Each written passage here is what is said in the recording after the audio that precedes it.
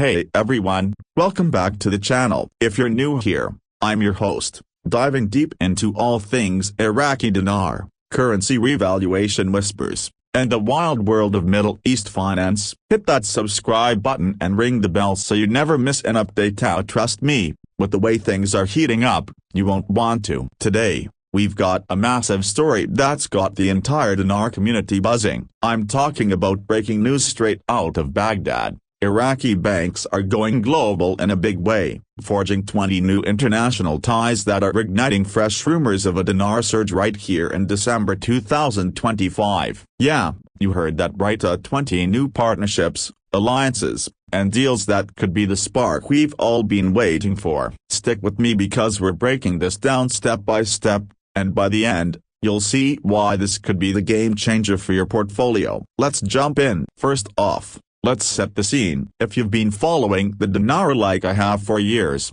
you know Iraq's banking sector has been like a sleeping giant full of potential but held back by years of conflict, sanctions, and outdated systems. But lately, things are shifting fast. We're seeing reforms, digitization, and now this bombshell. Reports coming out of the Central Bank of Iraq and international financial circles about 20 new ties with global players. These aren't just handshakes, we're talking strategic partnerships that could pump billions into Iraq's economy. Imagine your local bank suddenly linking up with giants from the US, Europe, and beyond. That's the vibe here. And the timing, December 2025. It's got everyone asking, is this the prelude to a revaluation that sends the dinar soaring? Okay, let's not get ahead of ourselves. I want to keep you hooked. So let's unpack what these 20 ties actually mean. From what I've gathered from reliable sources, and I'll link some key articles in the description. These connections stem from a mix of trade finance deals,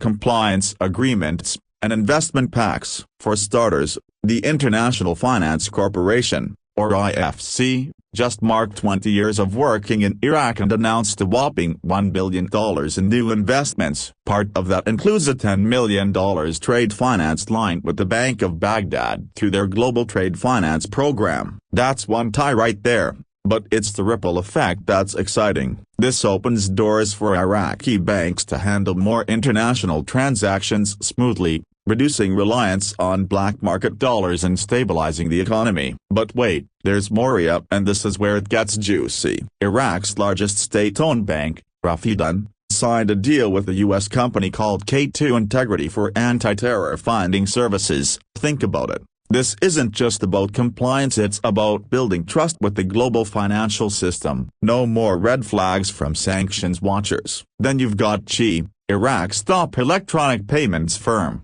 teaming up with the same K2 Integrity to boost compliance across operations in Iraq, the UAE, and Jordan. That's two more ties focused on cleaning up the financial house, making sure every dollar or dinar flows legitimately. And it doesn't stop there. The Iraq Development Fund recently inked memorandums of understanding with 5 countries, so that's 5 more ties in one go. We're talking potential collaborations on infrastructure, energy, and trade. Add in the Central Bank of Iraq's new National Financial Inclusion Strategy for 2025 to 2029, which is drawing support from international bodies, and you've got layers of global integration. Discussions with U.S. delegations on foreign transfer mechanisms. That's another link strengthening ties with American banks. Oh, and let's not forget how Iraq dodged a fresh round of U.S. sanctions on its banks by implementing rapid reforms. That's the kind of behind-the-scenes maneuvering that screams we're ready for the big leagues. Now, if you're counting, that's already over a dozen ties,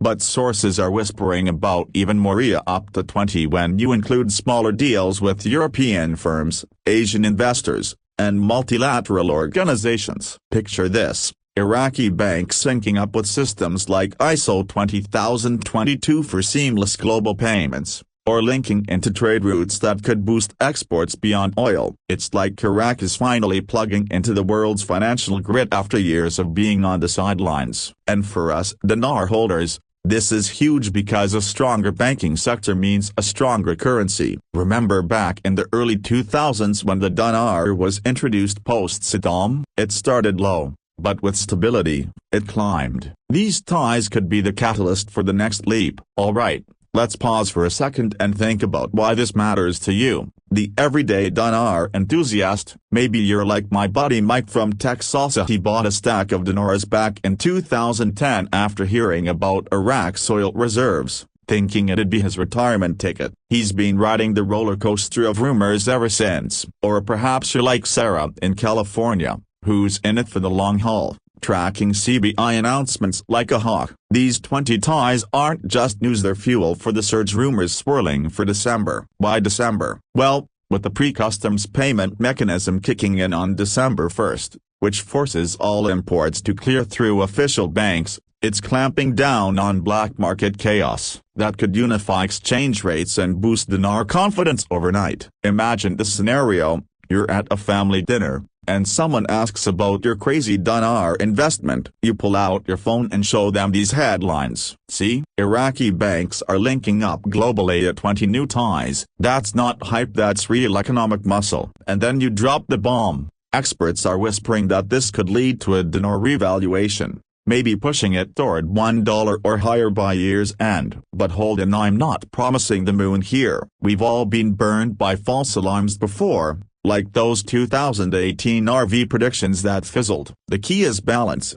excitement with realism. Speaking of realism, let's dive deeper into the rumors. Across forums, X posts, and dinar guru sites, people are going wild. One post I saw claimed Iraq's building a $1 billion CBI fortress and sinking with the U.S. Treasury and implying a massive rate flip. Another talked about digitizing customs and payroll, saying it's all to prep for a global dinar. Even speculative sites like Dinar Detectives are buzzing about how these ties could unlock trillions in value. But here's the hook: is it all smoke, or is there fire? From what I've researched, the central bank has been clear on no sudden revaluation without reforms. Yet, with reserves at $95 billion and oil steady, a gradual surge isn't out of the question. Let me give you a relatable example. Think of the dinar like a startup stock. Iraq's economy is the company, oil is the core product, but now they're diversifying with these banking ties. It's like adding partnerships with Apple and Google. Suddenly,